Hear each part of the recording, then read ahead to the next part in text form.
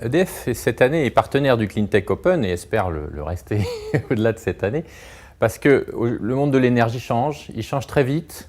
Les grandes entreprises comme EDF ont évidemment des capacités d'innovation, mais il se passe aussi des choses très intéressantes dehors.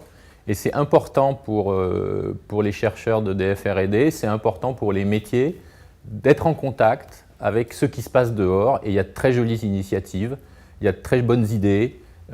Et surtout, il y a un esprit d'entrepreneuriat qui est une chose qui est plus difficile à entretenir dans les grandes maisons, on va dire, dans les grandes institutions, les grandes entreprises industrielles. Là, il y a un esprit d'initiative individuelle, d'entrepreneuriat, d'énergie, d'engagement personnel qui est aussi important sur le plan managérial pour insuffler le même esprit dans nos équipes. La promotion 2011, c'est une jolie promotion. D'abord, un grand respect pour ces entrepreneurs, ces équipes qui essayent. C'est très fort hein, de voir. Tous les projets proposés ne sont pas promis à un avenir extraordinaire. Tous ne vont pas révolutionner la planète. Mais au moins, ils essayent. Voilà, et ça, c'est quelque chose de fort.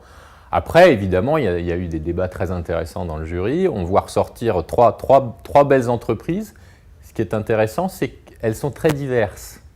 Il y a une entreprise qui est sur quelque chose de très industriel, avec beaucoup de science. Il y a une entreprise qui est finalement avec très peu de science, mais complètement dans le modèle d'activité, dans la façon de faire entrer les gens en relation, d'avoir une autre appréhension sur les déchets, etc.